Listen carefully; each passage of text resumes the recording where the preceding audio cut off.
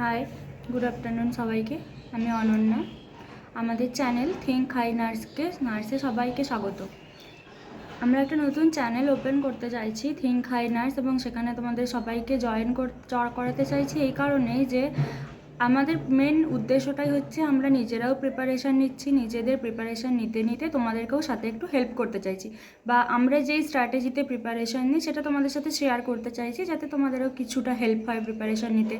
এখন তো ওয়েস্ট বেঙ্গলের আমাদের যে গ্রেড 2 পোস্ট, সেটাও আগে আমাদের নাম্বারের বেসিসে আর এক্সপিরিয়েন্সের বেসিসে হতো, এখন সেটাও হয় না। এখন তো এই বছর থেকে সিবিটি চালু হয়েছে, মানে এরপর হয়তো সিবিটি হতে থাকবে, তো সেটার জন্য আমাদের প্রিপারেশান নিতে হবে। এবার আমরাও প্রিপারেশান নিচ্ছি, আর তার সাথে সাথে তোমাদেরকেও প্রিপারেশান নিতে সামান্য কিছু হেল্প করতে চাইছি যাতে তোমরাও সেই স্ট্র্যাটেজি মেনটেন করে প্রিপারেশান নিতে পারো। এবং অবশ্যই চাইবো সবাই পরীক্ষায় ক্র্যাক করুক। এবছর তো সবে গ্রেড 2 রেজাল্ট বেরিয়েছে, তো যারা সিলেক্টেড হয়েছে ইন্টারভিউর জন্য তাদেরকে তো মেনি কনগ্র্যাচুলেশন। আর যাদের হয়নি, এটা তো হওয়ারই ছিল বলো, এই কটা সিট, তার মধ্যে এত কম সংখ্যক, মানে এত ক্যান্ডিডেট, তার মধ্যে এত কম সংখ্যক নিয়েছে, তো হওয়ারই ছিল, এটা আমরা সবাই জানতাম। কিন্তু সবাই আমরা নিজেদের সাধ্যমতো বেস্টটা দিয়ে চেষ্টা করেছিলাম যাতে সিলেকশন হয়ে যায়। কিন্তু ঠিক আছে, যাদের হয়নি তোমরা একদমই বলবো না ভেঙে পড়ো না, সবারই মন খারাপ হয়, সব কিছুই ঠিক আছে, কিন্তু ভেঙে পড়লে তো চলবে না, আমাদেরকে এটা কন্টিনিউ করতে হবে। এই জেদটা তোমাদেরকে কন্টিনিউ বজায় রাখতে হবে। এই জেদটা বজায় রাখলে হয়তো তোমরা পরবর্তীতে আরও বড়ো কিছু করতে পারবে। সামনে আরআরবির পরীক্ষা আছে, নট সেট আছে, এমস আছে, তো চাইলে তোমরা সেগুলো দিতে পারো। অবশ্যই ক্র্যাক করতে পারবে যদি তোমাদের মধ্যে সেই চেষ্টাটা থাকে। অবশ্যই পড়ার মধ্যে একটা কনসিস্টেন্সি বজায় রাখতে হবে। আমরা নিজেরাও প্রিপারেশান নিচ্ছি, হ্যাঁ হয়তো আমরা ইন্টারভিউর জন্য সিলেক্টেড হয়েছি, এখনও আমরা এটা জানি না যে আমরা আদৌ চাকরি পাবো কি না। তো প্রিপারেশান আমাদেরও কন্টিনিউ রাখতে হবে। সামনে আরআরবি আছে, সেটাও আমাদের মেন লক্ষ্য। তার থেকেও বেশি কথা, এখন বিভিন্ন যে ডিস্ট্রিক্টে সিএইচও কন্ট্রাকচুয়াল পোস্টগুলোর জন্য অ্যাপ্লাই করছো তোমরা, সেইগুলোতেও তো পরীক্ষা দিতে হবে, তো সেগুলোর একটা প্রিপারেশান দরকার। আমরা একদম বেসিক লেভেল থেকে সেই প্রিপারেশান মানে প্রিপারেশান কীভাবে নেবে তোমরা, সেটুকুই তোমাদেরকে হেল্প করার চেষ্টা করছি। তোমরা জয়েন থাকো, হয়তো তোমাদের কিছু উপকার হবে। তো দেখা যাক। এবার আজকের ক্লাসের টপিক বলতে, আজকে আমি সেরকম কিছু টপিক নিয়ে আলোচনা করব না। যারা WPHRBতে সিলেক্টেড হয়েছে ইন্টারভিউর জন্য, তাদের তো টেনশন আছে একটা নিচে, সবাই একটা প্রিপারেশান নিতে চাইছো এই ইন্টারভিউ ভালোভাবে ক্র্যাক করার জন্য। সবাই আমরা চাই যেন আমরাই চাকরিটা পাই। তো এই রিসেন্ট এখন WBPDCL এর একটা ইন্টারভিউ চলছে, তোমরা কেউ হয়তো জানো, কেউ বা হয়তো জানো না। তো সেখানেও মাত্র 7টা সিট, তো হাজার ক্যান্ডিডেট ইন্টারভিউ দিচ্ছে। দিয়ে কি হবে জানি না, বাট দিতে গেছিলাম। যারা যাচ্ছ, বাট যাদের করেছো ফর্ম ফিল আপ, যদি কেউ চাইছো যে যাবে না, আমি বলবো অবশ্যই যাও ইন্টারভিউ দিতে। হবে কি না জানি না, কিন্তু ইন্টারভিউ দেওয়ার একটা কনফিডেন্স পাবে। ইন্টারভিউতে কি হয়, ওখানের পরিবেশ কেমন থাকে, সেই হিসাবে একটা ধারণা আসবে। তো আমরাও কালকে গেছিলাম ইন্টারভিউ দিতে, ওখানে আমাকে যেই কোয়েশ্চেনগুলো করেছে, তো সেগুলোই তোমাদের সাথে শেয়ার করতে চাইছি। এইরকম টাইপেরই কোয়েশ্চেন আশা করি WBHRBতেও করবেন ওনারা। তো আমাকে যেই কোয়েশ্চেনগুলো করেছে সেগুলোই তোমাদের সাথে আজকে আমি শেয়ার করতে চাইছি। ফার্স্ট হচ্ছে, আমরা যখন ইন্টারভিউ রুমে ঢুকবো, সেইটুকু তো তোমরা জানো, মে আই কাম ইন বলে ঢুকতে হবে। তো ওখানে গিয়ে তোমাকে বসতে বললে তারপরেই তুমি বসবে, আদারওয়াইজ ওখানে চেয়ার থাকলেও তুমি বসবে না। তারপর যদি তোমাকে ইন্ট্রো দিতে বলেন ওনারা, মানে যতটুকু বলবে ততটুকুই বলার চেষ্টা করবে। যদি দেখছো ওনারা তাড়াহুড়োতে আছে, তোমাকে জাস্ট জিজ্ঞেস করলে কোথার থেকে পাস আউট, তুমি সেইটুকুই বলবে কোথা থেকে পাস আউট। এখন যদি তোমাকে বলে যে তুমি বলো তোমার সম্পর্কে, তখন তুমি আরম্ভ করবে। ওনারা তোমার নাম দেখেই তোমাকে ডাকছেন, তো ওনারা অলরেডি তোমার নাম জানেন। অতএব শুধু যদি তোমাকে কোথা থেকে পাস আউট বলে, এগুলো বলার দরকার নেই যে আমার নাম এই বা আমি এখান থেকে এসেছি, এগুলো বলার দরকার নেই। ওনারা সেগুলো জেনেই তোমাকে কোয়েশ্চেন করছেন।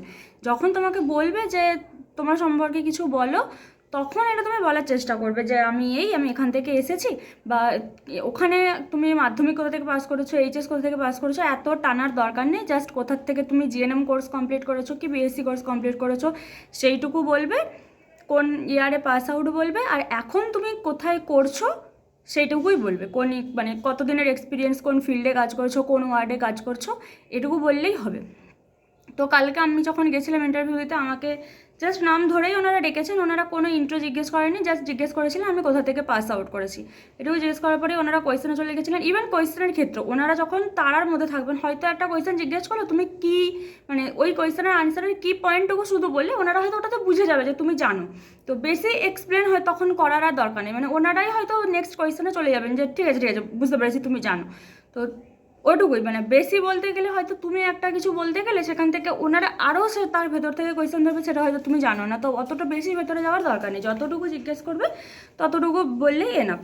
তো কালকে আমাকে ফার্স্ট আমি কোথা থেকে পাস আউট মেডিকেল কলেজ বলার পর ওনারা ফার্স্ট ওনাদের এইরকম একটা রিয়াকশন ছিল, আচ্ছা মেডিকেল কলেজ তার মানে তুমি জানো ফিভার চার্ট কী, ওয়ার্ডে নিশ্চয়ই দেখেছো ফিভার চার্ট কী। তো ফিভার চার্টে আমরা কী কী মেনটেন করি বলো। ফিভার চার্ট মিনস যেটা আমাদের ওয়ালে টাঙানো থাকে যে এত টেম্পারেচার থেকে এত টেম্পারেচার, মানে হাইপার পাইরেক্সে এটা নর্মাল পাইরেক্স, মানে এরকম নয় নর্মাল টেম্পারেচার এটা পাইরেক্সে এটাকে বলবো, এটা নয়। তার মানে ওনারা বলতে চাইছেন যে আমরা টিপিআর চার্ট যেটা মেনটেন করি সেটাতে আমরা কী কী মেনটেন করি। তো বললাম ফার্স্ট আমি টেম্পারেচার, পালস, রেসপিরেশন এগুলো আমরা মেনটেন করি। তারপরের ওনাদের কোয়েশ্চেন ছিল যে ওই চার্টটা আমরা কেন মেনটেন করি, মানে আমার অনুপস্থিতিতে আমি চার্টটা মেনটেন করে এসেছি, আমার পরের শিফটে বা আগের শিফটে যারা আছেন তারাও মেনটেন করছেন। তো আমরা তো সবসময় ওয়ার্ডে প্রেজেন্ট থাকবো না, আমাদের অনুপস্থিতিতে আমরা যে চার্টটা মেনটেন করে এলাম সেই চার্টটা যখন ডক্টর রাউন্ডে আসবেন তখন যেই সিস্টার থাকবেন বা ডক্টর যদি নিজেও চার্টটা দেখেন ওই চার্টটা দেখে উনি কী বুঝতে পারবেন। তো এটার আনসার কী হবে, ফার্স্ট আমরা কেন মেনটেন করি, ওনার ডেইলি টেম্পারেচার কীভাবে ফ্ল্যাকচুয়েট হচ্ছে কোনো পেশেন্টের সেটা দেখার জন্য মেনটেন করি। ওনার যে মেডিকেশান চলছে ডক্টরের প্রেসক্রাইব মেডিকেশানে প্রতিদিনের ওনার যে কী বলবো মানে ওনার ওই মেডিকেশানটা ওনার প্রতি কতটা এফেক্টিভ এটাও আমরা টেম্পারেচার থেকে জানতে পারি। যদি কারো কন্টিনিউয়াস জ্বর থাকে তো সেটা আমি জ্বরের মেডিকেশান দিচ্ছি, আমাকে দেখতে হবে যে জ্বরটা আদতেও ওই মেডিকেশানে কমছে কি না, বা নর্মাল আমরা একটা মেডিকেশান দিয়েছি সেটাতে না কমলে তার জন্য বাকি আদার্স কিছু টেস্ট যদি করানোর থাকে সেটা করানো। তো সেইগুলো ডক্টর বুঝতে পারবেন টেম্পারেচার চার্ট থেকে। আবার এরকম আমরা জানি এরকম ফিভার হয় যে একটা নির্দিষ্ট টাইমে টেম্পারেচার বাড়ছে আবার কমে যাচ্ছে, আবার একটা নির্দিষ্ট টাইম হয়তো কারোর দুপুরবেলাতেই শুধু মানে জ্বর আসছে বা রাত্রেবেলাতে জ্বর আসছে, এটাও বোঝা যাবে যে কোন দিনের কোন টাইমে টেম্পারেচারটা বেশি থাকছে বা কোন টাইমে কম থাকছে বা মানে সারাক্ষণ আছে কিনা এটা জানতে পারবে। তো এটা বলতে গিয়ে আমি রেমিটেন্ট কথাটা উল্লেখ করেছিলাম, তখন আমাকে একজন ডক্টর ছিলেন উনি এই কোয়েশ্চেনটা করেছিলেন যে তুমি রেমিটেন্ট বললে এরকম আরও কয়েকটা ফিভার থাকে, তো বলো সেই ফিভার টাইপ মানে ফিভার টাইপগুলো বলো, ফিভার টাইপ বলো। তো ফিভার টাইপ মেনলি আমরা চারটে ধরি, ইন্টারমিটেন্ট, রেমিটেন্ট, কন্টিনিউয়াস আর একটা হচ্ছে রিল্যাপস। তো কন্টিনিউয়াসটা তো যেখানে টেম্পারেচার অল টাইম হাই থাকছে, ফ্লাকচুয়েট করে কিন্তু not more than 1 degree centigrade. তো এটা হচ্ছে কন্টিনিউয়াস ফিভার, যেটা কিছু ক্ষেত্রে দেখা যায় মানে নিউমোনিয়া ফিভারের ক্ষেত্রে বা স্কারলেট ফিভারের ক্ষেত্রে কন্টিনিউয়াস ফিভার দেখা যায়। তারপর হচ্ছে রেমিটেন্ট ফিভারে টেম্পারেচারটা ফ্লাকচুয়েট করে মোর দ্যান 1 ডিগ্রি সেন্টিগ্রেড, কিন্তু কখনোই নর্মাল হয় না, মানে অল টাইমে টেম্পারেচার থাকে কিন্তু ফ্লাকচুয়েট করে 1 ডিগ্রি সেন্টিগ্রেডের বেশি। আর কন্টিনিউয়াস ফিভারে কী হয় 1 ডিগ্রি সেন্টিগ্রেডের থেকে কম ফ্লাকচুয়েট করে।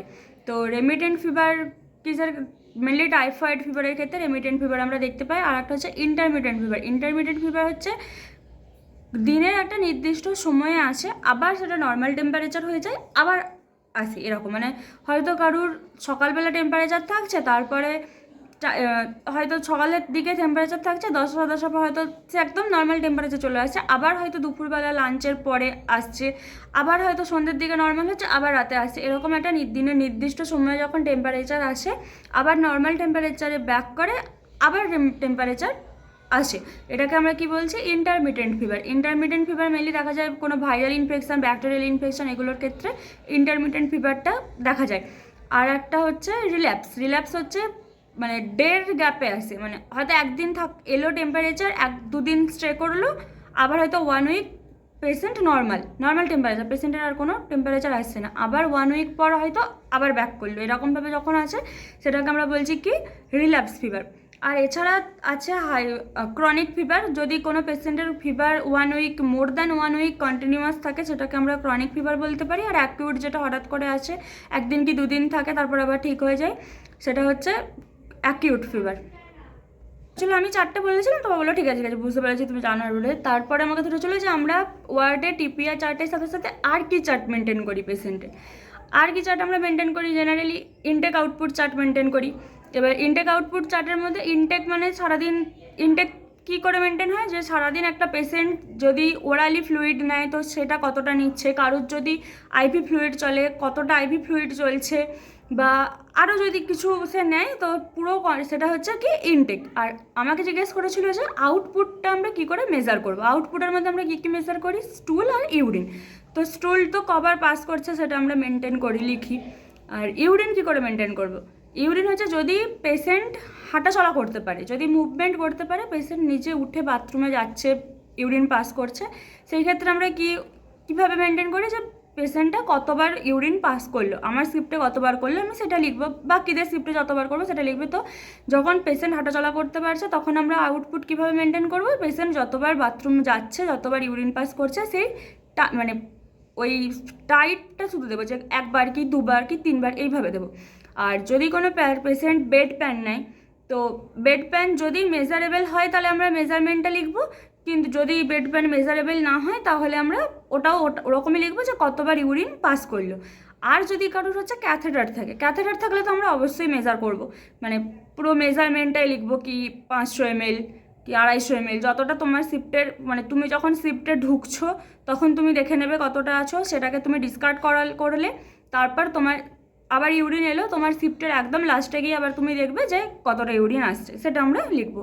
তো এইভাবে আমরা ইনটেক আউটপুট চার্ট মেনটেন করি।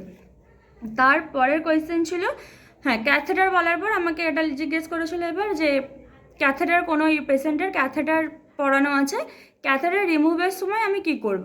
তো অবশ্যই ক্যাথেটার যখন আমি রিমুভ করব ক্লিন প্রসিডিওর মেনটেন করব।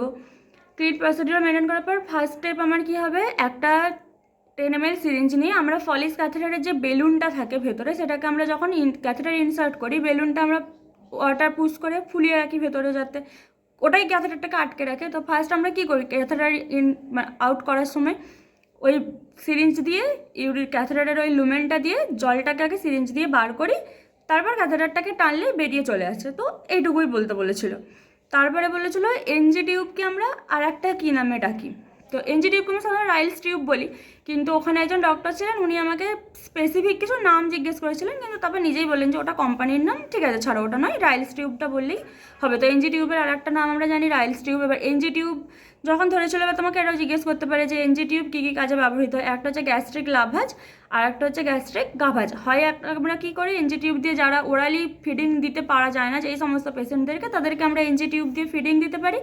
আর কী করতে ইউজ করি, যখন কোনো পয়জনাস কেস আসে পেশেন্টের, বা কারোর যদি স্টমাক ক্লিন করার ব্যাপার থাকে এরকম কিছু, তখন আমরা এনজি টিউব দিয়ে কী করি, গ্যাস্ট্রিক লাভাজ করি, মানে গ্যাস্ট্রিক জুসটাকে আমরা সিরিঞ্জ দিয়ে বার করতে পারি এনজি টিউবের মাধ্যমে। তো এটুকুই। আর হচ্ছে এবার জিজ্ঞেস করেছিল, যেহেতু আমি কমিউনিটি ফিল্ডে আপাতত কাজ করছি, তো সেই জন্য আমাকে জিজ্ঞেস করেছিল, ধরো তোমার কোনো ফ্রেন্ডের বিয়ে, তো বিয়ের আগে তুমি তোমার ফ্রেন্ডকে কী কী টেস্ট করানোর জন্য মেনলি অ্যাডভাইস দেবে। তো কী কী টেস্ট করাবো আমরা, যেগুলো আমাদের সেক্সুয়াল ডিসঅর্ডার বা জেনেটিক্যালি ডিসঅর্ডার, সেগুলো যাতে একটা সেক্সুয়াল ডিসঅর্ডার যেগুলো এইচআইভি বা মানে এইচআইভি ভিডিআরএল এগুলো এইচবিএসএইচ এগুলো যদি কারোর পজিটিভ থাকে তো সেটা যদি আমরা টেস্ট করিনি, এগুলো তো সেক্সুয়াল, যেহেতু সেক্সুয়াল ট্রান্সমিটেড, তো একজনের থাকলে পার্টনারের হওয়ার চান্স থাকে, তো এটা আমি টেস্ট করাবো, যে তাহলে সেই রকম প্রোটেকশান ইউজ করতে হবে তাদেরকে।